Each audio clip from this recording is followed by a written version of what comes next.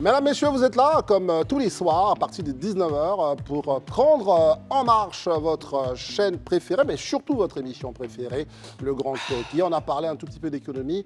Continuons sur cette lancée, elle paraît belle. On va parler de la cire. La société ivoirienne de raffinage, en 2020, avait enregistré la plus forte baisse de son chiffre d'affaires à 845 milliards de francs CFA. Eh bien, cette année, 2600 milliards de chiffre d'affaires de la cire. C'est une belle année pour la compagnie nationale, au moment où c'est vrai, il y a quelques petites crises au niveau du prix des hydrocarbures. On espère que tout ça, ça va donc se faire ressentir dans le panier de la ménagère ou bien dans la pompe du conducteur. Bonjour à tous, bonsoir à tous Christelle. Bonsoir André. Bonsoir. En pleine forme? Oui, en pleine forme, surtout quand on fait un petit clin d'œil au pouvoir d'achat de nos concitoyens. Tout à fait. Bonsoir chez vous. Merci d'être avec nous encore une fois. Mais nous ne sommes pas seuls, comme tous les soirs. Je commencerai par Daouda. Bonsoir. Bonsoir Christelle. Comment J'adore ça va? ce sourire. Merci. C'est gentil.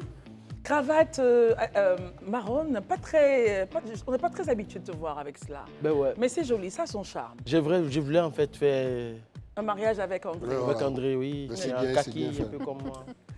À côté, la belle Sarah. Merci. Bonsoir Christelle, comment allez-vous? Moi, ça va très bien. Et chez toi? Très bien, merci. Très cher Alain Toussaint, bonsoir. Bonsoir Christelle, ça va? Très bien. Belle chemise blanche. Belle robe, hein? Merci. Magnifique. Edith Bleu Brouf, magnifique dans cet imprimé. Merci, merci Christelle. Bonsoir à tous.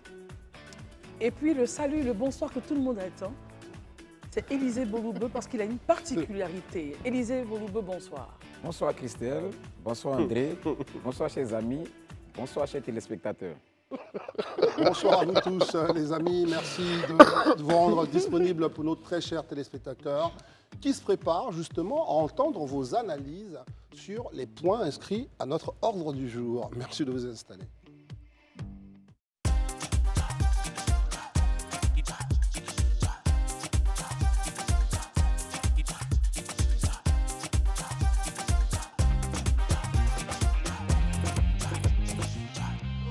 C'est un constat, la transformation infrastructurelle de notre pays est au pas de course. Et là, on vient d'apprendre depuis quelques jours que du côté d'Abobo, la grande cité d'Abobo, on peut désormais y aller en chantant, j'allais dire, puisque l'échangeur de Makassi a été ouvert provisoirement à la circulation. Beaucoup en sont heureux. Eh bien, qu'est-ce que nous pouvons en dire, Christelle, Voilà. ce soir? Alors cet échangeur a été mis en circulation le lundi 23 à minuit, voilà, pour renforcer évidemment le trafic et faciliter la circulation des personnes et des biens. Daouda, réaction? Moi, déjà, je pense que c'est une bonne chose parce que les travaux ont commencé en 2022. Et aujourd'hui, quand on regarde, les travaux sont pratiquement terminés. Je pense que c'est le bas-côté maintenant qu'ils sont en train de faire. Et quand on sait que dans quelques mois, en janvier prochain, on va avoir une CAN en Côte d'Ivoire ici, j'estime que c'est déjà très bon d'accélérer les travaux. Et on dit bravo et que j'espère que ça va continuer. Très bien, Élisée. Oui, c'est déjà une bonne chose hein, parce que pour ceux qui sont passés là ce matin, en tout cas les témoignages qu'on a reçus, la circulation s'est nettement fluidifiée dans Des la images zone. déjà, ouais, Voilà, la qui- circulation s'est nettement fluidifiée dans la zone. Il faut reconnaître que c'était quand même un vrai goulot d'étranglement. C'est difficile de pouvoir passer dans cette zone-là. C'est vrai que bon, les travaux, contrairement à ce que Daouda dit, sont pas en train de finir parce que là, ils étaient prévus en fait pour durer 30 mois. 30 mois, donc disons 2 ans et demi, donc autour de 2025, vers fin 2024 pratiquement, qui doivent être livrés. Donc on a encore une année pratiquement à supporter encore. Mais c'est déjà très bien de l'avoir ouvert de façon provisoire pour ce qui est de la fluidité. On espère qu'on trouvera d'autres solutions aussi pour pouvoir permettre que la CAN se déroule dans de bonnes conditions. Très Parce que bien. c'est un passage aussi pour ceux qui vont au terrain, à Ebimpe notamment. Tout à fait. Très bien. Satisfaction, nous dit donc Élisée. Vous ne direz pas quand même le contraire, Sarah? Non, quand même pas. C'est un ouf de soulagement qui met fin, je pense, à un calvaire pour les automobilistes. Bon, malheureusement, c'est juste temporaire. On verra bien combien cette ouverture va durer. Mais en tout cas, pour le moment, on apprécie tous de pouvoir circuler. Et en puis toute vous vous dites fluidité. qu'avec la canne, tout ça, Oui. tout ça est bien, c'est ça? Oui, c'est le point majeur. En fait, pour la CAN, oui, c'est vraiment l'initiative qui est la bienvenue. Parce qu'on est tous un petit peu inquiets de l'état de la circulation au moment venu. On a vu un petit peu, on a eu un petit aperçu de ce que ça pouvait donner pendant le match amical, où des routes, des ponts, etc. étaient barrés au niveau du plateau et autour. Donc on espère que voilà, l'accès à cet échangeur permettra de fluidifier un peu plus la circulation et qu'on arrivera aussi à mettre en place des plans de circulation bien cadrés pour que pendant justement la CAN, on puisse rouler, aller au travail, rentrer à la maison, etc., continuer nos activités normales sans qu'il y ait trop d'embûches. Les Abidjanais, en tout cas ceux qui sont de ce côté de la capitale, se réjouissent de pouvoir donc bénéficier d'une infrastructure qui facilite, on va dire, leur déplacement. Donc la question de la mobilité au cœur donc, des déplacements à Abidjan. Nous, on a voulu donc apprécier cela à travers cet échange. Tout de suite, embrayons les amis sur un fait divers qui ramène justement à une problématique nationale. Ce sont les concours. Depuis, j'exagère un peu, depuis que la Côte d'Ivoire est Côte d'Ivoire, très souvent on nous dit les concours, on fraude aux concours, etc., etc. Voici un autre cas qui devrait faire parler Christelle. Oui, malheureusement, nous sommes dans une affaire assez importante parce qu'on parle d'escroquerie à hauteur de 24 millions de francs CFA. Un faux agent des douanes interpellé, voilà, il a soutiré donc cette somme-là à plusieurs candidats qui ont échoué au concours de la fonction publique sous prétexte qu'ils étaient donc capables de pouvoir donc les insérer dans le circuit. Alors, Alain Toussaint, malheureusement, on est encore, comme André le disait, après combien d'années on arrive à près de soixantaine d'années pour notre nation, on est encore au fait que certaines personnes estiment qu'il faut payer pour avoir les concours de la fonction publique. Oui, je pense que c'est le résultat de la corruption. Et pour un faux agent de la douane arrêté, combien ont-ils pu réaliser le rêve de d'autres candidats? Donc c'est la problématique qui se pose à tous les concours d'ailleurs, hein, que ce soit police, gendarmerie, autres fonctions dans le public. C'est un vrai problème. Je pense qu'il faut, à l'instar de ce qui est fait pour les examens et concours, notamment renforcer peut-être le processus. Voilà. Moi, je pense que c'est la corruption, le gain facile, l'argent, la quête de l'argent facile, et puis la naïveté malheureusement des personnes qui déboursent de l'argent en espérant qu'effectivement on puisse les aider. Voilà. Edith, comment vous réagissez face à cette énième affaire de concours de la fonction publique et des gens qui promettent qui peut faire gagner le concours à nos concitoyens? Bah déjà, le fait de vouloir passer par quelqu'un pour pouvoir faciliter donc l'obtention d'un concours et être prêt à payer cette personne pour pouvoir le faire, alors que on est censé être noté et recevoir donc cette entrée dans la fonction publique sur la base du mérite, il y a déjà un problème. Donc oui, des victimes, mais ce sont des victimes qui sont quand même des corruptrices et qui devraient, à mon sens, même également être sanctionnés parce que l'homme prétendait être informaticien et employé de la fonction publique. Vous ne faites aucune vérification.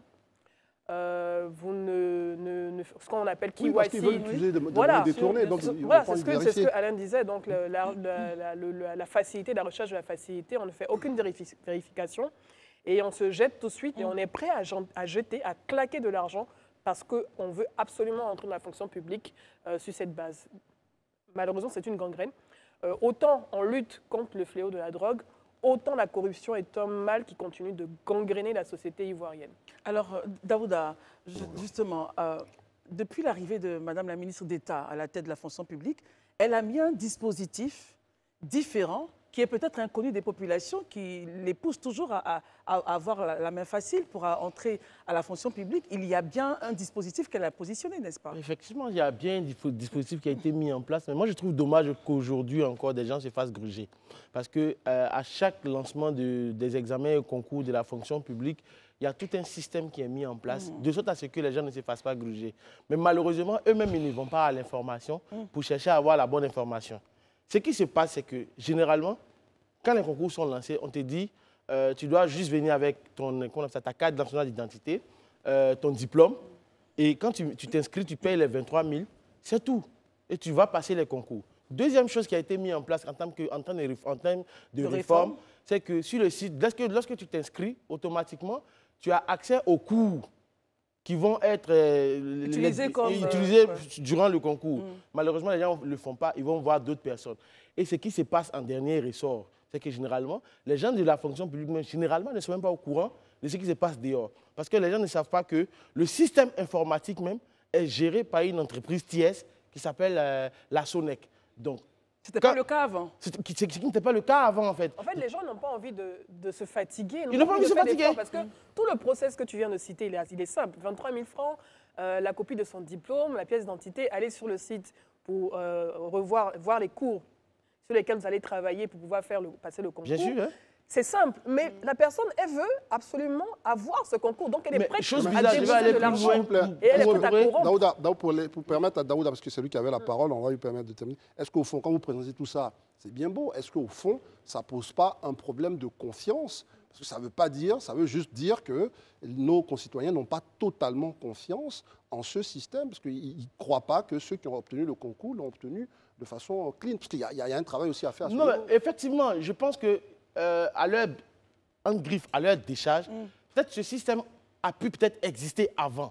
Mais depuis un certain temps jusqu'à aujourd'hui, je ne dis pas que ça ne peut pas exister, mais ça a considérablement baissé en termes de fraude, puisque le contrôle aujourd'hui est devenu strict. Aucun fonctionnaire de l'État de Côte d'Ivoire ne peut te dire qu'il peut te donner un concours, même si tu as payé. Tu ne peux pas l'avoir parce que beaucoup de personnes peuvent aujourd'hui témoigner partout qu'ils ont passé ce concours. Normalement, ils sont entrés parce qu'il y a des réformes qui ont été mises en place pour éviter ce genre de fraude. Parce que quand on passe les concours de la fonction publique, j'aime le dire ici, c'est la justice sociale dans toute sa splendeur. Ce n'est pas parce que tu as de l'argent que tu dois avoir ce concours. C'est seuls les méritants qui doivent l'avoir. Alors Sarah, Madame le ministre d'État a positionné des réformes. Des populations continuent de croire que c'est aussi facile. Je vois André, écoute, je veux ce concours-là. Et puis André me fait rentrer. Alors comment justement, quel est notre mindset finalement en tant qu'Ivoirien, en tant qu'Africain? Parce que je suppose que, et je crois que ce n'est pas seulement symptomatique à la Côte d'Ivoire. Oui, enfin, je pense honnêtement qu'il faut répondre avec la plus grande fermeté à ce genre d'escroquerie, de corruption. Je ne sais pas trop comment nommer ça, mais il en va en fait de la crédibilité de tous les agents de la fonction publique, de tous ces concours et de toutes les personnes, même j'ai envie de dire au sens un peu plus large, des diplômes qu'on obtient en Côte d'Ivoire. Parce qu'à partir du moment où on peut se dire qu'en tant qu'individu étudiant, je peux obtenir mon diplôme ou mon concours, mon certificat en donnant de l'argent, ça pose un problème de crédibilité par rapport à un étudiant qui va se dire, voilà, je veux peut-être poursuivre mes études à l'étranger, j'ai une première base ici, voilà, j'ai eu mon concours, je ne sais pas moi, dans le domaine de la médecine ou que sais-je, et je veux continuer le reste de mes études à l'étranger, et à l'étranger, je dois prouver que j'ai déjà un niveau Bac plus 2, Bac plus 3, mais il ne sera peut-être pas reconnu aussi bien qu'un autre diplôme ou d'un autre concours d'un autre pays. Pourquoi? Parce qu'on sait qu'il y a ces cas de fraude qui sont extrêmement graves. Donc, comme elle le disait, Edith, il y a le problème de cet agent qui essaye d'escroquer des gens. Il a, je veux dire, amassé quand même beaucoup d'argent.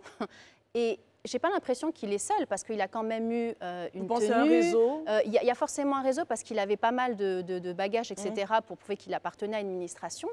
Et le problème, c'est aussi, pour moi, ce n'est pas que des victimes. Les candidats, à partir du moment où ils payent, ils se disent, tiens, je vais payer pour avoir une faveur, mais de manière complètement, j'ai envie de dire, déloyale, parce que le concours, ils ne l'ont pas réussi. Ils ne l'ont pas eu, mais ils cherchent à l'obtenir d'une manière qui n'est pas correcte. Et à ce moment-là, le plus important pour moi, c'est vraiment de mettre en place des systèmes de sanctions pour dissuader complètement ce genre d'initiative. C'est le cas de celui-là. Et puis, mais aussi des candidats. Ouais. Très bien. Élisée Bolido, ça va être très intéressant, on veut vous entendre là-dessus, parce que parfois on se dit, il n'y a pas assez d'offres d'emploi pour tous les Ivoiriens, c'est pour ça que tout le monde essaie de tricher. Vous vous dites quoi, finalement? Est-ce qu'il y a des alternatives pour nos concitoyens? Parce que tout le monde veut rentrer à la fonction publique, parfois par des moyens détournés. Mais il faut reconnaître que depuis la semaine dernière, André vraiment m'a fait de très belles questions. Ah ouais? Il a lui dit merci. Non, ben ok, merci beaucoup. Oui, c'est vrai, ça c'est un constat que je fais. C'est souvent rare, mais vous dire, c'est 2 jours. Bon, ok, là, il commence à me chercher, le bonhomme. Ok, non, pour être plus sérieux, moi je pense qu'effectivement, d'aucuns diraient que c'est symptomatique du fait qu'il y a beaucoup de désespoir. Les jeunes portés par le désespoir se disent que c'est l'unique voie de sortie, mais ce n'est pas vrai. Vous savez, aujourd'hui, il faut quand même qu'on reconnaisse que des efforts sont faits par les pouvoirs publics. Il faut aller à l'information. Il y a plusieurs mécanismes qui sont mis en place pour permettre quand même l'insertion professionnelle des jeunes. Si tout à l'heure, je disais sur le plateau, par exemple, le PJ Gouv. Oui. Peut-être d'autres sont assis devant la télé, pour eux, c'est vraiment maintenant qu'ils attendent ça. Qu'est-ce que c'est? Mais pourtant, le PJGouv, qui est le programme jeunesse du gouvernement, a été élaboré en début d'année. Et il comporte un ensemble de mécanismes qui, aujourd'hui, ont fait leur preuve. Il y a des jeunes qui me regardent même ce soir, qui peuvent témoigner de l'impact que ce programme a eu sur eux. Mais il faut aller à l'information. On ne va pas tout le temps être juste sur nos smartphones, regarder juste des choses qui ne vont pas forcément nous apporter un plus. Mais il faut souvent se dire, je vais à l'information parce que et le PJGouv qui existait déjà, mais avant le PJGouv, dans le cadre même de l'agence emploi jeune, qui est une structure sous tutelle du ministère de la promotion de la jeunesse, mais il y a plusieurs mécanismes là-bas. Moi qui vous parle aujourd'hui, moi j'ai ma jeune soeur, je n'ai regardé personne, je n'ai eu besoin d'avoir personne, et j'ai été surpris d'apprendre dans ces jours qu'elle a obtenu un stage en allant s'inscrire à l'emploi jeune. Moi, elle ne m'a même pas dit, j'ai appris ça comme ça. Mais elle n'a pas eu besoin de me demander de voir qui que ce soit. Elle allait directement sur l'application. Mais justement, parce que chaque fois je leur dis, ne restez pas les bras croisés, allez au contact de l'information. Donc, il y a des mécanismes qui sont mis en place. Et ça, c'est important que les jeunes le sachent aujourd'hui. Il y a le site emploi jeune qui existe, ils peuvent aller dessus. Il y a le site du ministère de la promotion de la jeunesse, de l'insertion professionnelle et du service civique. C'est tous ces éléments-là quand même qui peuvent permettre aujourd'hui de s'offrir une alternative quant à notre insertion professionnelle. Très bien. Quand on a entendu tous nos camarades, Toussaint, Alain, Edith, Sarah, Daouda et Élisée, vous vous dites quand même qu'il y a quelque chose qui attire votre attention dans tout ce qu'ils ont dit. Oui, bien sûr. Bon, moi, j'aime bien la candeur de Daouda qui parle de l'égalité des chances. Et Élisée qui a abordé le programme jeunesse du gouvernement, mais ça n'a aucun objet avec le sujet de la fraude. Pourquoi vous dites que ça n'a aucun objet? Non, ça c'est juste une incitation pour les jeunes, mais en dehors des jeunes, il y a aussi d'autres classes de la population qui sont intéressées pour trouver du travail au sein de la fonction publique. Le problème de fond, parce que très souvent on aime rester à la périphérie des problèmes, c'est que dans notre pays, André le disait d'ailleurs, avec beaucoup de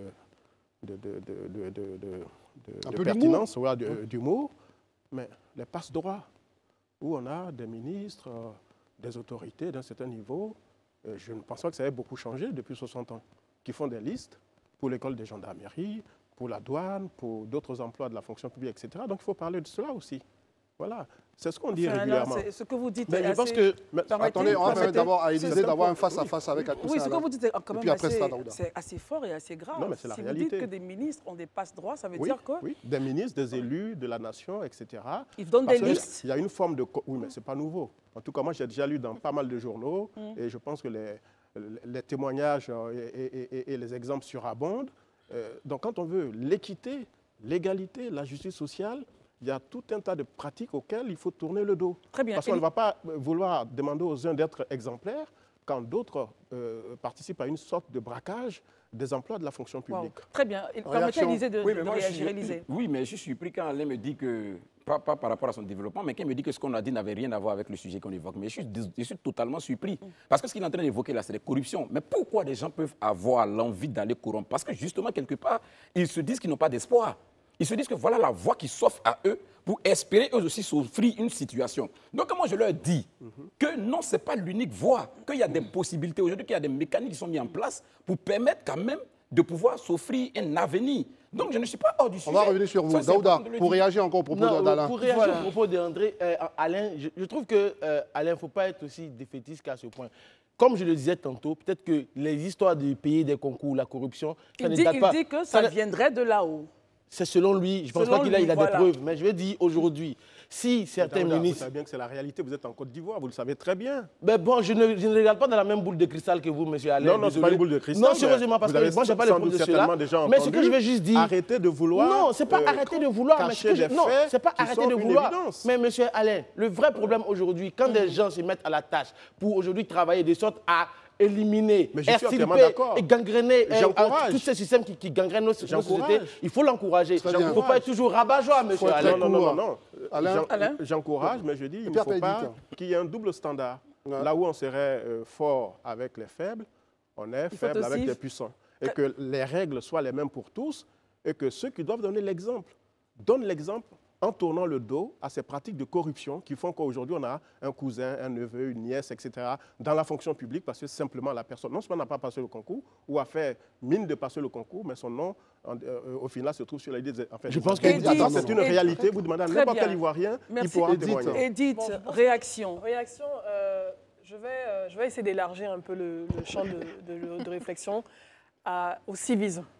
Parce que oui, on parle de corruption, mais il y a aussi une forme de civisme également. Très bien. On parle de toutes les actions de sensibilisation qui sont faites sur l'ivoirien nouveau, mais quand on veut donner l'exemple, il faut que l'exemple aussi vienne d'en haut.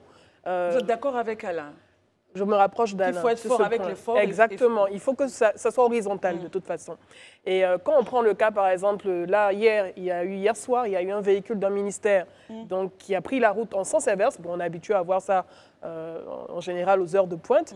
Et qui a renversé un passant qui rentrait tranquillement du boulot.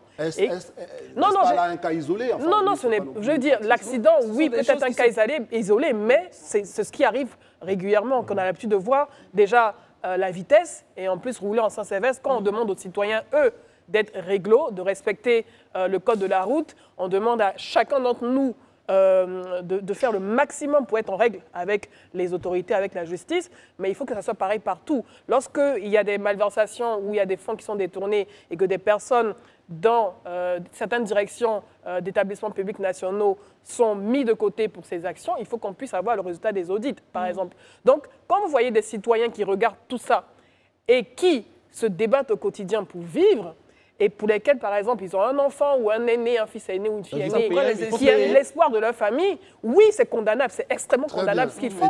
Mais au-delà de ça, il faut donner l'exemple aussi partout. Il faut donner l'exemple. Sarah, vous regardez tout ça, vous dites, mais attends, finalement, cette affaire du douanier qu'on a arrêté, notre débat, tout ça est symptomatique de l'état de notre société. Peut-être qu'il va un peu mal ou pas? Bon, ça prouve définitivement que quelque chose ne va pas bien, ça c'est clair. Donner l'exemple, évidemment, ça va de soi, c'est vraiment l'une des étapes les plus importantes. Mais au-delà de ça, qu'est-ce qu'on fait concrètement pour éviter ce cas d'escroquerie qui vient en fait entacher la crédibilité de toutes les autres personnes qui ont obtenu leur concours en fait?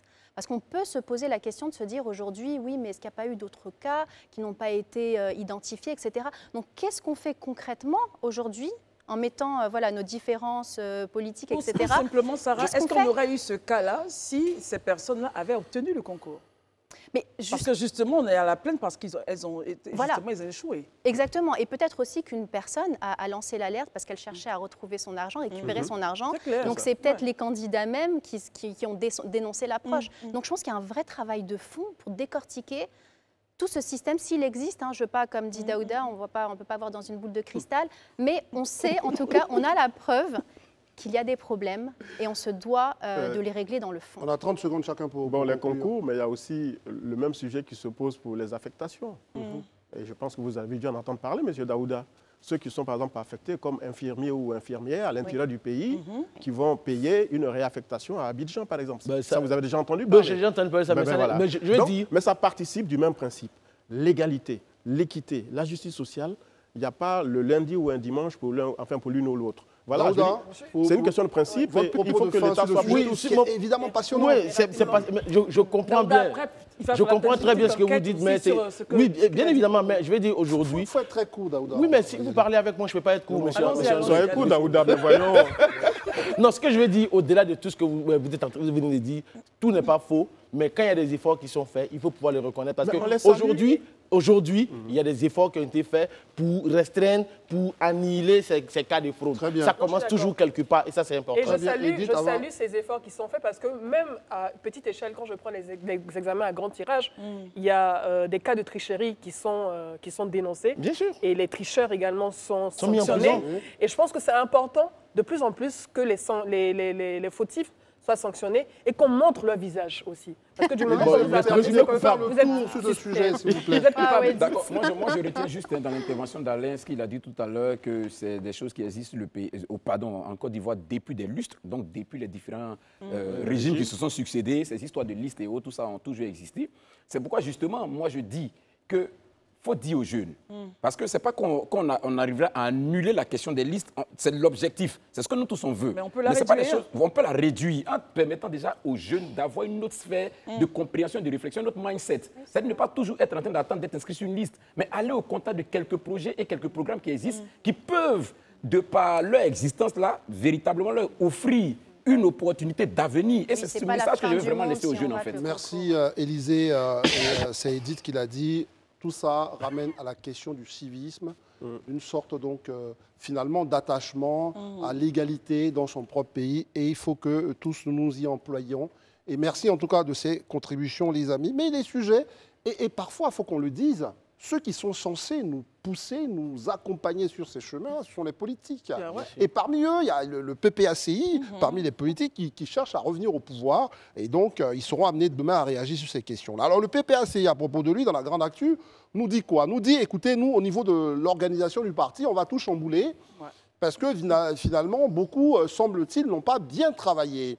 Eh bien, au sortir donc d'un message qu'on a reçu, ça doit être une réunion, on a appris que le PPACI a complètement chamboulé son organisation. Exactement, après donc la débâcle du PPACI, Laurent Gbagbo réaménage son équipe. Il a procédé donc à la nomination de M. Jean-Gervais Chiédé en qualité de secrétaire général en remplacement de Damana Adia, d'Ipicas, voilà, voilà un peu, et d'autres nominations ont été faites. Exactement. On va donc s'appesantir sur cette action-là, l'analyser et comprendre pourquoi. Et l'avenir politique également du PPACI à l'aube de 2025. Alors, avec beaucoup de plaisir, je vais me tourner vers Daouda. Son Daouda chéri, il n'y a pas de problème. Non, Daouda, analyse. À l'analyse des faits. Est-ce que nous sommes surpris déjà de ce réaménagement? Moi, je suis aucunement surpris de ce réaménagement parce qu'on se rappelle bien, juste après les élections de septembre dernier, le PPACI avait fait une réunion bilan. Et à cette réunion bilan, ils avaient dit qu'ils allaient se réinventer, ils allaient changer de discours et ils allaient attaquer et faire des restructurations en interne pour pouvoir affronter 2025 qui arrive à grands pas. Et quand on s'appuie sur ce qui a été dit à cette date-là, lors de cette réunion bilan, forcément, ces nominations-là arrivent à point nommé parce qu'aujourd'hui, des gens qui, pour la plupart, sont allés à des élections, ont eu des 15% ou bien des suffrages qui n'étaient pas totalement bons. Mais au-delà de ça, même avant cela, ils étaient encore aux affaires. Quand ils partaient en exil en 2010, aujourd'hui, les enfants qui avaient 20 ans ont aujourd'hui 34 ans, 33 ans pour certains, mariés. Donc, il faut changer le discours. Aujourd'hui, le jeune qui est en Côte d'Ivoire, il est marié, il a des enfants, il a un raisonnement qui a changé, il a une réalité qui a changé. Donc, il faut que le visage puisse changer. Et je pense que c'est pour cette raison, à juste titre, que le PPACI, qui veut conquérir le pouvoir d'État en 2025, s'est dit il faut mettre des gens modérés, avec un discours modéré pour conquérir de nouveaux électeurs, parce que ce n'est pas seulement nos aficionados, nos militants qui vont voter pour nous. Le corpus électoral en Côte d'Ivoire, c'est plus de 8 millions de votants. Merci Élisée. Et vous, on va vous amener à vous prononcer quand même sur le profil de cette personne et savoir un peu quelles sont les leçons quand même qu'on peut tirer de cette action du PPACI. Déjà hein, je pense que le premier profil sur lequel je vais m'attarder, c'est celui de Jean-Gervais Chiédé qu'on voit à l'écran, qui devient du coup le secrétaire général du parti.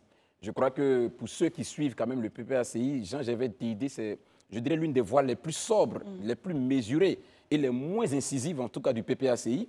Chaque fois qu'il a eu à prendre la parole, en tout cas, contrairement à bon nombre de cadres de ce parti-là, c'est quelqu'un qui a été toujours dans la modération. Donc, alors, excusez-moi, en comparaison à Damana Picas? Ah non, mais je pense que tout sur le plateau ici, on va s'accorder pour dire que Jean-Gervais Chiédé, Damana Picas, c'est un peu le jour et la nuit en termes vraiment de prise de parole. Ouais, Jean-Gervais Chiédé, c'est vraiment la personne mesurée et modérée. Et quand on regarde aussi, on a Maître Abiba, Maître Abiba qui devient porte-parole, donc il remplace donc Koné Katina.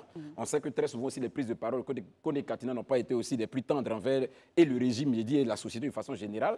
Je me dis, en regardant ces quelques profils-là, on comprend tout de suite une volonté du parti de Laurent Gbagbo, du PPACI, de peut-être réorienter le discours, sortir de la logique, je dirais en quelque sorte guerrière, ou de cette logique dure, pure et dure, contestataire à tout va, pour revenir vraiment vers des tendances beaucoup plus apaisées. Je crois que c'est aussi une lecture sociologique qui a été faite et qui donne ce résultat. Parce que dans l'ensemble, pour la majorité des Ivoiriens aujourd'hui, le discours guerrier ne passe plus. Les Ivoiriens en ont marre, ils sont fatigués. Aujourd'hui, ils veulent entendre des discours qui leur ouvrent des perspectives sur leur avenir, des discours apaisés, qui leur permettent de laisser un héritage qui puisse être défendu par leurs enfants. Donc quand je regarde tout ça, je me dis aujourd'hui, au sortir de ce qu'on peut convenir comme une débâcle du PPACI, certainement qu'il y a eu, un bilan qui a été fait et on a juste compris qu'il faut réorienter la ligne. Très bien. Sarah, est-ce que vous êtes en accord avec l'analyse d'Élisée et de Daouda? Il fallait réaménager, il fallait adoucir le discours.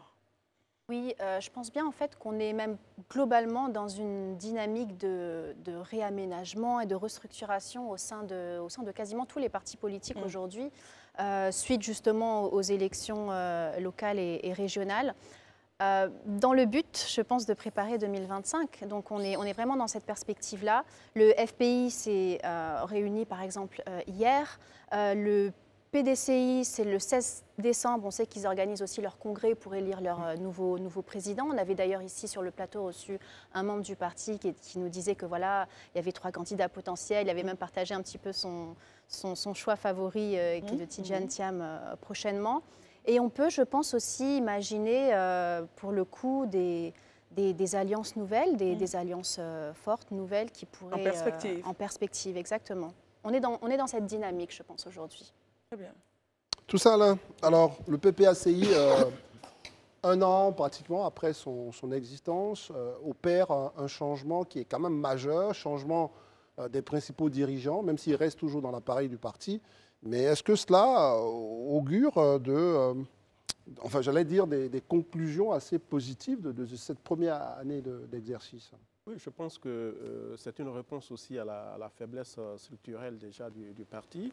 Et puis la faiblesse, on va dire, programmatique, parce qu'on ne sait pas exactement ce que le PPACI porte comme vision, comme projet pour espérer changer la Côte d'Ivoire et gouverner ce pays. Donc, pour moi, c'est un peu de la cosmétique, d'autant que les hommes qui sont dans ce parti ont juste changé de place, certes. Le pouvoir de Maître Abiba est renforcé, double porte-parole, chef de cabinet. On a tout au plus M. Jean-Gervais Tchédé, le député bololquin, qui monte un peu, qui prend le secrétariat général du parti. Mais il y a un gros travail à faire.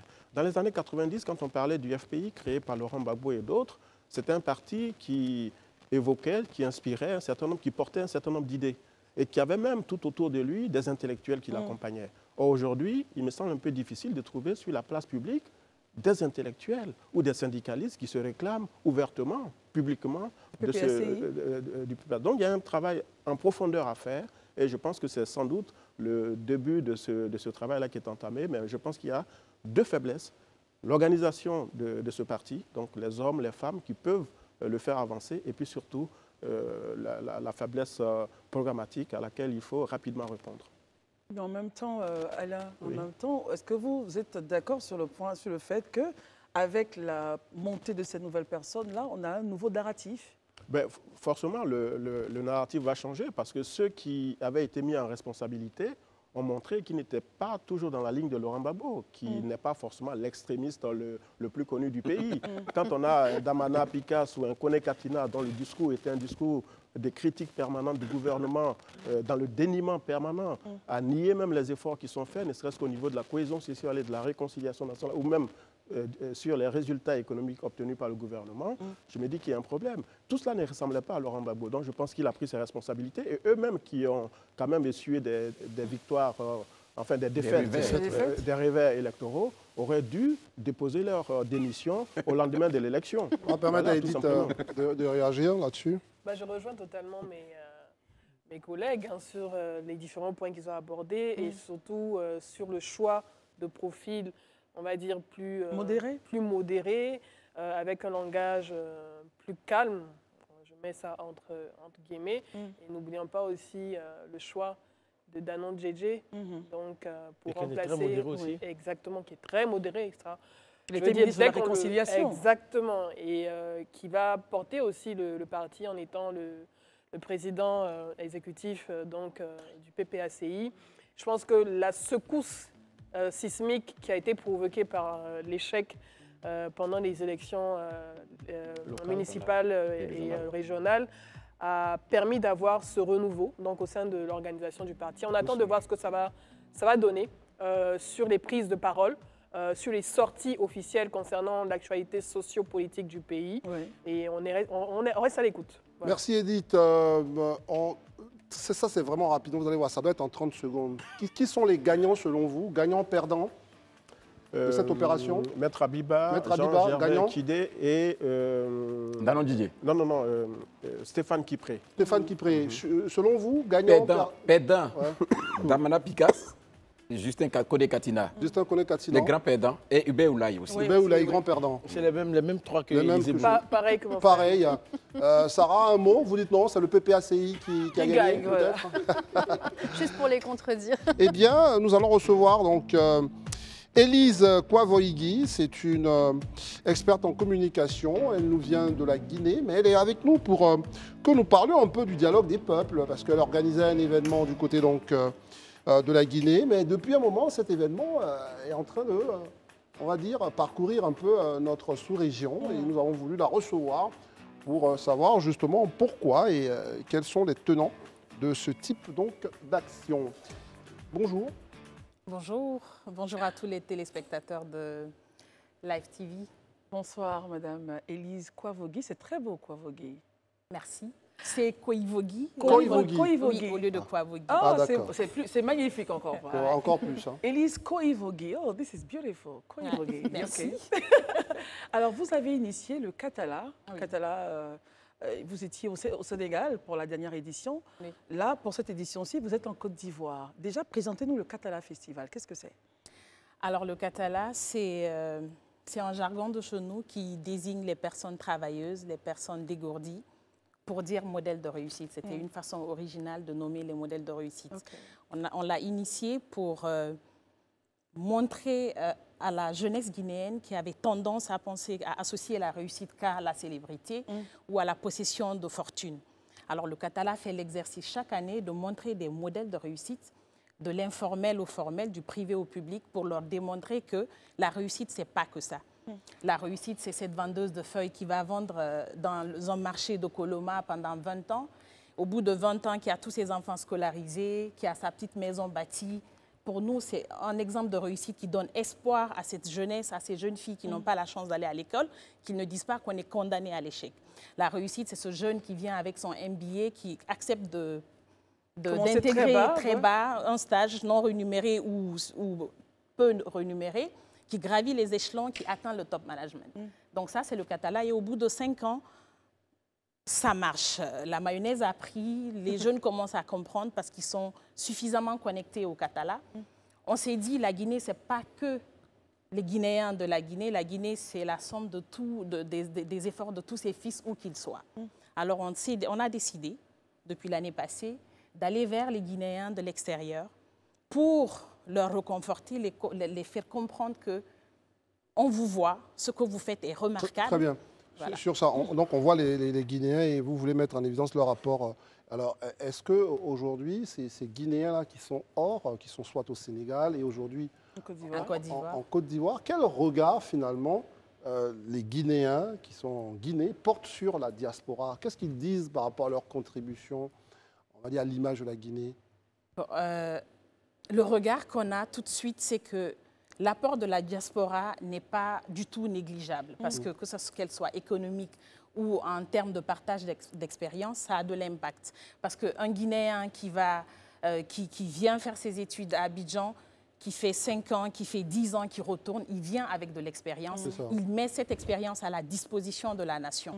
Et un Guinéen qui est là, c'est un Guinéen qui a une activité économique, qui génère des revenus et qui entretient certainement une famille à la base. Donc, l'apport de la diaspora est non négligeable. Très bien. Voilà. Voilà, donc là, qu'est-ce qui a milité dans le choix de la Côte d'Ivoire pour cette édition? Parce qu'on sait que l'année dernière, c'était le Sénégal. Oui. Pourquoi le choix de la Côte d'Ivoire? Et puis, effectivement, que représente la diaspora guinéenne en Côte d'Ivoire? Le choix de la Côte d'Ivoire, d'abord, on dit... chez nous, hein, quand tu décides de te marier, on te dira tout de suite, marie-toi avec ta sorte devant ta porte. La Côte d'Ivoire et la Guinée, c'est comme la Côte d'Ivoire et le Sénégal, il n'y a pas de frontière pratiquement. Donc, c'est tout naturel qu'on vienne vers Abidjan. Et surtout qu'il y a une forte communauté de Guinéens ici. Je peux vous rassurer, parce que moi, quand j'étais au lycée, Barry, qui me faisait le meilleur lait caillé, il est encore à Boisflé, voyez-vous. Ça date de 30 ans. Tout à fait. Et depuis qu'on est là, parce que c'est la deuxième fois qu'on revient, je parle de l'équipe d'organisation, chaque matin, et où que ce soit dans les quartiers, on est toujours servi par un Guinéen. Ouais. Le café, Ouais. c'est le plus grand symbole d'intégration que On j'ai les appelle trouvé. tous ici des dialogues. Des dialogues, Voilà. affirmatif. C'est vrai, c'est vrai. Donc, c'est cela. Donc, quand tu vois ça, tu te dis, ben, si le Guinéen se plaît autant ici, pourquoi pas? Pourquoi ne pas les célébrer aussi? Exactement. Edith? Exactement. Oui. Alors, qu'est-ce que vous attendez de cette édition qui va se faire sur le sol ivoirien? Quelles sont vos attentes? Alors, Et qu'est-ce que vous prévoyez aussi? alors, je vais commencer par ce qu'on prévoit. On prévoit d'abord commencer par un panel qui va se faire la veille de la cérémonie de couronnement, qui va être une plateforme d'échange sur des pistes de solutions à trouver pour le développement durable de l'Afrique, parce que l'Afrique, c'est la somme de tous les pays. Et ensuite, il y a la cérémonie de couronnement où quand même, déjà depuis 2 mois, on est en train de communiquer très fort sur les parcours, sur le vécu de ces nominés. Ce qu'on attend, bon, je dis d'abord ça, on l'a déjà touché, c'était de prouver à ces Guinéens qu'on a un fier regard sur eux. Parce que c'est dans tous les secteurs, tu les retrouves, c'est des experts, tu trouves, c'est des docteurs, c'est des médecins, c'est des Ils sont dans tous les secteurs Ils sont dans tous les secteurs d'activité. Alors, c'est la mobilisation de la communauté parce que ce qui se fait, c'est que la connexion avec l'État n'est pas nécessairement là. Parce que les Guinéens, bon, après ça, c'est l'hospitalité ivoirienne qui a occasionné cela. Tu as des Guinéens qui ne se sentent plus trop Guinéens à la fin. Donc, avec le Katala, on peut récupérer cette petite fierté guinéenne que les Guinéens... Et attirer leur regard vers Conakry. Exactement. Ok. Très bien. Alors, la cérémonie aura lieu quand rapidement? Le 27, c'est le panel. Le 28, c'est la cérémonie de couronnement. Très bien. À 19h à Yves-Hôtel. Ouais. Mais en tout cas, merci d'être venue, Madame Koïvogui. Koïvogui. Tu arrives. Koïvogui Élise, merci d'être venue. Merci à et vous. Bon vent au Katala. Merci beaucoup, merci pour l'opportunité. J'espère vous retrouver tous à la cérémonie Avec de couronnement. plaisir. Ok, Avec c'est plaisir. une invitation. En tout Merci cas. infiniment. Merci Alors, à vous. le Grand Talk fait sa pause. Voilà, une pause que nous attendons. N'est-ce pas, ouais André? Ok. Ouvrons à présent la deuxième partie de notre émission, le Grand Talk de ce jour, avec, j'allais dire, une partie consacrée essentiellement aux technologies. Nous aurons à discuter tout à l'heure avec notre invité. Il s'agit donc... Christelle va nous le dire, parce bien que sûr. elle va m'aider. Hein, Bien sûr, il s'agit de Monsieur Christ. Christ. Aider le copain. Le soldat André. Ouais, Il s'agit Christian. donc de Monsieur André... qu'est-ce que je raconte? De Monsieur Christian Beaumont. Bonsoir et bienvenue. Bonsoir. Vous êtes directeur de l'informatique, de la digitalisation et du développement des startups au ministère du Tourisme. Très bien. Voilà, André. Juste avant vous, effectivement, nous allons ouvrir un petit sujet sur le développement, justement, des entreprises dans le milieu de la technologie. Et c'est une entreprise créée par des Ivoiriens qui étaient jusque-là installés hors de Côte d'Ivoire, au Canada précisément. Ils sont rentrés et puis ils ont créé Moja il y a 10 ans. Et ils ont célébré les 10 ans de cette entreprise. Eh bien, c'est le prétexte pour nous pour parler justement du développement technologique de certaines entreprises. On regarde ce reportage. Ce 18 octobre, Moja Technologies a soufflé sa 10e bougie. 10 ans que cette entreprise canadienne est spécialisée dans la prestation de solutions technologiques innovantes. Depuis quelques années, Moja est un acteur clé de la transformation digitale en Côte d'Ivoire. Depuis 2020, lorsque nous avons foulé le pied ici en Côte d'Ivoire, nous avons eu l'occasion, l'opportunité de servir de grandes entreprises locales, des organisations et même des ministères. Donc le bilan est plutôt positif, mais on sait que les 10 prochaines années, les défis seront tout aussi plus grands. La technologie, ça change très vite. Donc nous, c'est s'adapter aux nouvelles technologies, aller plus loin que la digitalisation et puis se rendre compétitif, être capable de prendre des bonnes décisions rapidement et augmenter la productivité. Cette célébration qui a réuni des experts du domaine, y compris le représentant de l'ambassadeur du Canada en Côte d'Ivoire, les experts de Microsoft et divers acteurs clés du secteur de la technologie, a été meublée par un panel autour de la thématique « La conduite du changement, moteur de réussite de votre transformation digitale ». Les intervenants, chacun dans son domaine, ont partagé leurs connaissances et leur expérience pour aider les entreprises ivoiriennes à naviguer dans l'ère du numérique avec succès. C'est que la transformation digitale, elle arrive pour le bénéfice de tout le monde. L'intelligence artificielle arrive pour le bénéfice de tout le monde. Ce sont des changements qui vont s'opérer petit à petit dans toute l'économie, dans toute l'administration. Grâce à leurs solutions, les responsables de Moja Technologies demeurent engagés à façonner un avenir meilleur pour tous les utilisateurs du digital. Très bien, donc, à travers ce reportage, voyez-vous, vous n'êtes pas très étranger à ce sujet. Vous avez compris donc pourquoi on a bien voulu que vous soyez là. Eh bien, les amis, donc la question, c'est de savoir, est-ce que cette transformation digitale dont on parle tant va arriver grâce à la diaspora ivoirienne? Parce qu'elle elle est déjà à l'étranger, elle apprend les choses, et c'est l'expérience que nous partagent nos amis de Moja. Est-ce que vous pensez, Daouda, quand vous regardez cette expérience, que la diaspora a un rôle essentiel à jouer justement dans cet échange, dans ce transfert de technologie? Oui, effectivement, ils ont un rôle à jouer, mais je pense que pour ceux qui sont restés en Côte d'Ivoire, ils n'ont pas attendu que la diaspora vienne pour se mettre au travail. Il y a beaucoup d'entreprises ivoiriennes qui, aujourd'hui, des startups ivoiriennes qui existent dans le domaine du numérique. Donc, s'ils viennent, on va mettre les forces ensemble pour aller de l'avant. Comme les gens aiment si bien le dire, mais si on a raté la révolution industrielle, la révolution numérique, on y est, on va y arriver ensemble. Très bien. Et justement, avec votre permission, messieurs, c'est un très bon point, Daouda. Cette transition numérique, on y est, on la fera. Et ça partira également de Côte d'Ivoire à l'aune donc de la CAN. Nous recevons, pour ceux qui viennent à peine de nous prendre en marche, M. Christian Bohouman. Je rappelle que vous êtes directeur de l'informatique, de la digitalisation et du développement des startups au ministère du Tourisme. Et donc, le ministre a présidé, c'était le lundi, à la cérémonie de présentation du système d'information digitalisé du tourisme. C'était dans un hôtel de la Place. De quoi s'agit-il concrètement, M. Bohouman? Alors, merci Christelle. Je voudrais déjà juste insister sur le fait qu'on ne parle plus seulement de ministère du Tourisme, on parle de ministère du Tourisme et des Loisirs. Des loisirs, oui. Voilà. Merci en tout cas pour l'invitation. Je suis très heureux de pouvoir partager et discuter de ces sujets. Chaque fois qu'on a l'occasion de parler de digitalisation, nous sommes très heureux de participer à ces différents débats. Alors, le système d'information touristique digitalisé, qui a fait l'objet de lancement hier, s'inscrit dans la politique globale, dans le processus de transformation digitale impulsé au sein du ministère du Tourisme et des Loisirs de Côte d'Ivoire. Il s'agit vraiment du socle de cette transformation. Il s'agit véritablement de la base de données d'information. Tout d'abord, c'est cela. C'est ça qu'il s'agit. Permettez-moi de vous couper, on va être très simple pour nos concitoyens. Quand vous dites la base de données d'information, la matière sur laquelle vous travaillez finalement pour cette base de données, c'est quoi? C'est qu'on doit recenser pour constituer cette base? D'accord. Donc cette base de données d'information touristique regroupe l'entièreté de l'offre de tourisme et des loisirs de Côte d'Ivoire. Si un hôtel lambda qui se trouverait à Odiné est répertorié au sein de cette base de données, avec ses informations administratives, ses informations fiscales, ses informations financières, également ses informations géographiques, parce que c'est l'une également des innovations.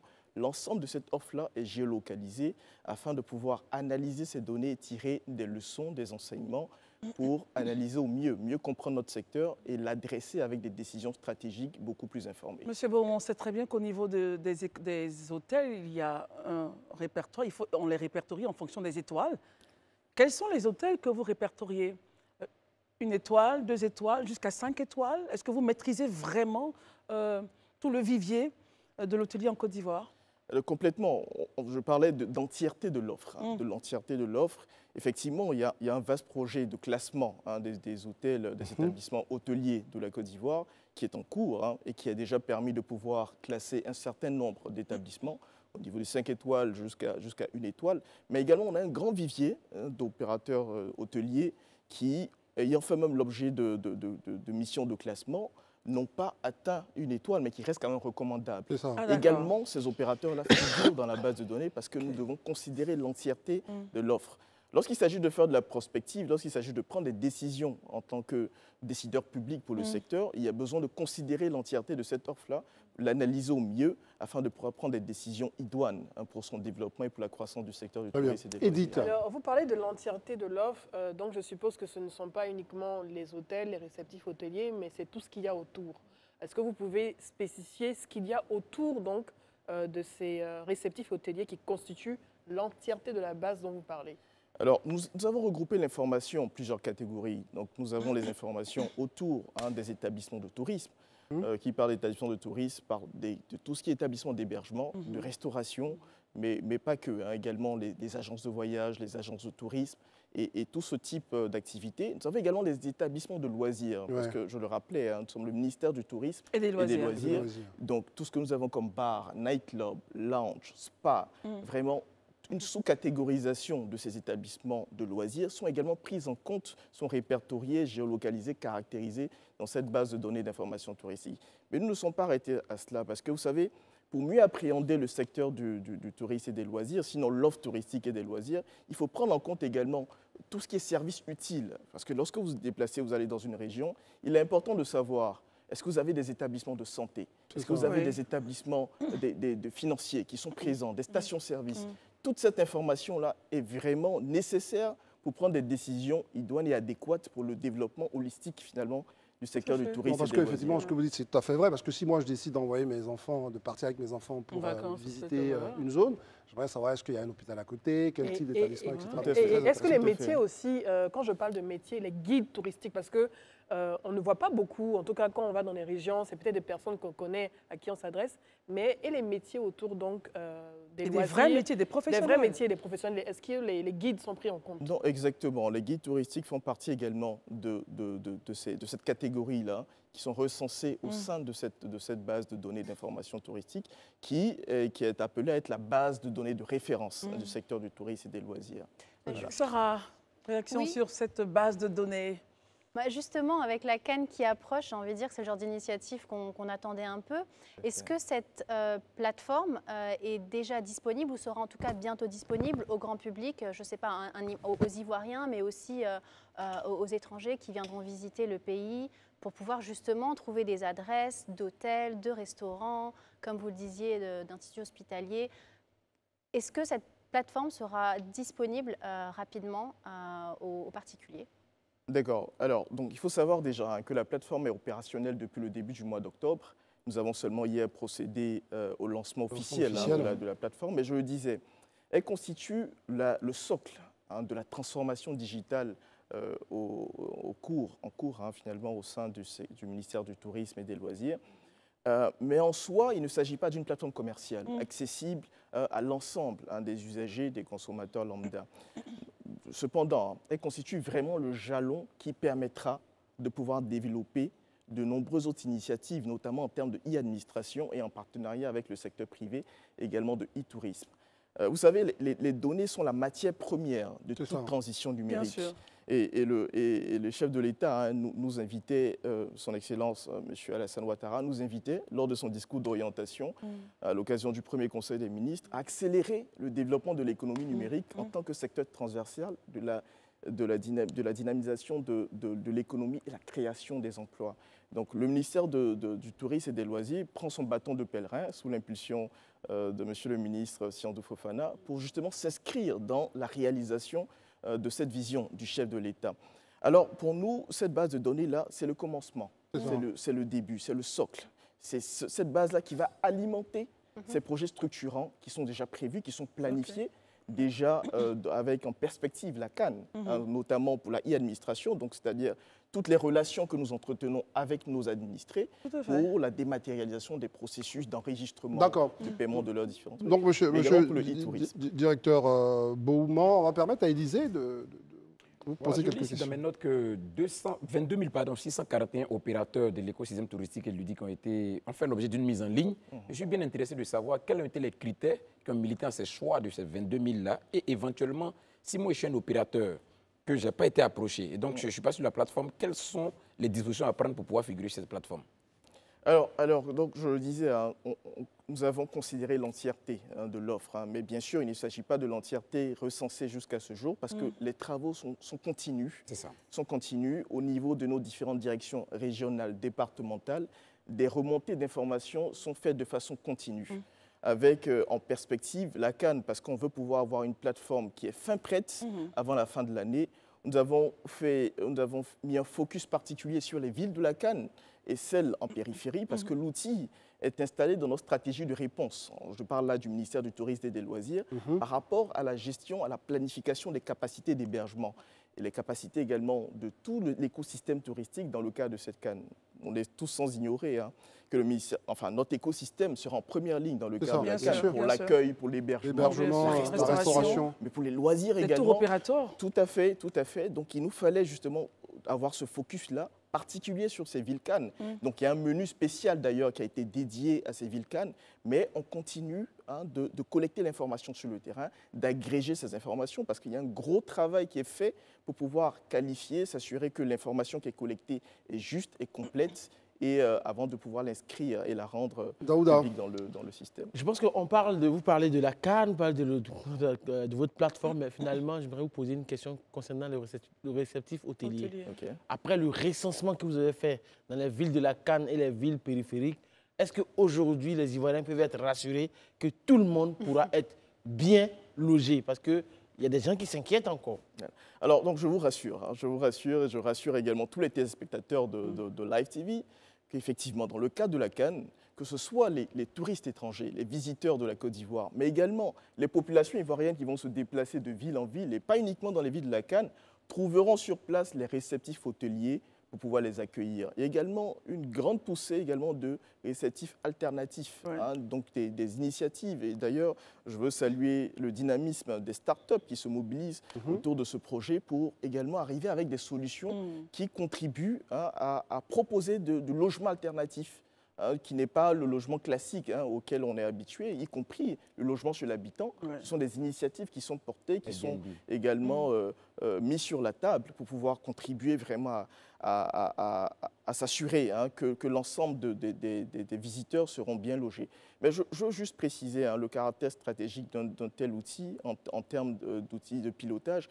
Vous le savez, par exemple, en termes de planification, lorsqu'on reçoit des visiteurs étrangers, les équipes de la CAN, vous savez, une équipe comme le Maroc vient avec quelques 3000 supporters. Donc pour nous, il était important déjà, on était tout impatients de savoir dans quelle ville serait logé justement le Maroc, afin de pouvoir s'assurer que les conditions d'hébergement de ces villes-là pourraient permettre de pouvoir les accueillir, sinon faire les ajustements nécessaires pour pouvoir prendre cela en compte. Et c'est ce qui est en train d'être fait, c'est vraiment très dynamique et ça permet de prendre des décisions au fur et à mesure de pilotage. Voilà, exactement. Vous voulez poser une question? Non, en fait, je n'avais pas répondu au second volet de ma question. C'est de savoir qu'un opérateur qui n'est pas dans la base de données, qui voudrait éventuellement être dans la base de données, quelle était les dispositions à prendre. Et aussi les critères, parce qu'il y a forcément des critères. Alors, j'insiste, vraiment, c'est l'entièreté qu'on considère. L'entièreté, et aujourd'hui, on n'est pas dans une dynamique d'attendre, puisque ce n'est pas d'abord une plateforme publique qui est accessible aux opérateurs, elle est d'abord en interne. Donc déjà, nous, on s'assure de ce que le vivier complet est pris en compte. Et pour cela, il y a un quadrillage terrain qui est fait, il y a un maillage terrain géographique qui est fait. En réalité, je veux dire, l'autre pendant de la question d'Élysée, c'est-à-dire que ce sera à quelle date ou à quel moment niveau on va permettre justement aux professionnels de se rendre compte qu'ils ont été pris en compte ou pas par vos dispositifs de digitalisation. Voilà. L'étape suivante, après l'implémentation de ce système d'information, c'est de mettre en place une plateforme de e-administration. Cette plateforme de e-administration fera le lien entre l'administration que nous sommes et nos différents opérateurs. Et là-dessus, justement, on aura ce dialogue avec les opérateurs qui éventuellement ne seraient pas pris en compte. Les opérateurs qui ne figurent pas dans nos différentes bases pourront justement émettre... Et vous aurez le temps de faire les ajustements avant la CAN? Tout à fait, on s'inscrit. Vraiment, toutes les équipes sont mobilisées. Avec en premier lieu, Monsieur le ministre, je sors d'ailleurs d'une réunion qui était consacrée justement au sujet CAN, pour s'assurer que nous soyons fin prêts pour la CAN, avant Edith? Alors, on a ce dispositif interne donc, pour permettre à tous les acteurs de pouvoir figurer donc, dans cette annuaire et de bénéficier aussi de l'accompagnement du ministère et d'être référencé. Maintenant, moi, j'aimerais m'intéresser aussi rapidement au volet grand public avec le pass touristique qui a été lancé récemment. C'est quoi le pass touristique et comment ça va être utile à tous ceux qui vont venir participer à la plus belle CAN de l'histoire? La CAN de l'hospitalité. La CAN de l'hospitalité. Oui, la plus belle CAN jamais réalisée. Ne serait-ce que par la taille, Monsieur le ministre aime à le dire. On était à 16 équipes, on passe aujourd'hui à 24. Donc déjà, on fait l'histoire. Donc la Côte d'Ivoire fait l'histoire en organisant la plus grande CAN et la plus belle CAN jamais organisée. Alors merci cher Edith, de mentionner le pass touristique, qui est l'une des initiatives également du ministère du Tourisme, notamment au travers du Fonds de développement touristique, en partenariat avec le secteur privé. Donc c'est un modèle également de partenariat que nous aimons bien valoriser. Donc le partenariat est fait avec les entreprises Visa, Ecobank et ICS pour les citer. C'est une application mobile. C'est une application mobile qui est à la fois qui présente tout l'univers, de l'offre touristique et des loisirs, permet de pouvoir effectuer des transactions au niveau de cette offre avec des offres de discount, des offres de gratuité, des offres également de facilités qui sont offertes sur la plateforme. Mais au-delà, le pass touristique embarque également un wallet, une carte virtuelle Visa qui permet également de pouvoir faire des transactions directement sur tout l'écosystème touristique. Mais en tout cas, c'est intéressant parce que j'y suis en ce moment. Oui. C'est pas mal, hein? C'est pas mal et on souhaite en tout cas que tout le monde puisse... C'est-à-dire que si j'achète un pack de 5 000 francs, je vais dans un restaurant, dans un glacier et je leur présente mon pass touristique. Tout à fait. Je vous prends un exemple très simple. L'un des avantages, par exemple, qu'offre le restaurant, si je peux le citer, le Saacan, qui est présent sur le pass touristique, c'est d'offrir en termes de discount un dessert gratuit. Vous connaissez tous les prix d'un dessert au Saacan. Donc avoir la possibilité, en ayant le pass touristique, de se rendre au Saacan et de pouvoir bénéficier d'une gratuité au niveau des desserts, vous imaginez l'impact que ça peut avoir justement sur la consommation dans le secteur tourisme et loisirs de Côte d'Ivoire. Si on doit parler, pour terminer vraiment cette émission, si on doit parler en termes de pourcentage, quel est le niveau aujourd'hui de la digitalisation de votre secteur? C'est quoi, 50 40%, 90%, vous êtes à quel est Alors aujourd'hui, moi je parlerai peut-être au nom de l'administration publique, parce que je veux quand même saluer le gros travail qui est fait par le secteur privé, également par nos startups très dynamiques qui sont en train d'œuvrer à cela. Avec ce projet que nous venons de lancer, je pourrais dire que la partie immergée de l'iceberg est aujourd'hui finalisée. Une très bonne Donc base. aujourd'hui, on va se dire que nous sommes à 40-50%, mais ça permettra de faire émerger de plus en plus de projets qui seront grand public et qui permettront vraiment d'adresser les questions et les préoccupations. Je rappelle juste que vous êtes Christian Baumann, directeur de l'informatique, de la digitalisation et du développement donc, des startups au ministère du Tourisme. Et justement, il faut qu'on vous reçoive ici. Et des loisirs. Et des loisirs. Oui, bien sûr. Il faut justement qu'on vous reçoive un de ces quatre pour parler de startups, parce que c'est un secteur aussi qui peut voir la naissance de beaucoup d'entreprises et d'initiatives de jeunes. Merci en tout cas d'être venu chez nous. Merci à vous pour l'invitation. On vous recevra avec beaucoup de plaisir la prochaine fois. Okay, parfait. Voilà, merci beaucoup. La maison ferme ses portes. La maison Grand Talk ferme ses portes ce soir. Merci Edith. Merci Élisée Voloubeux.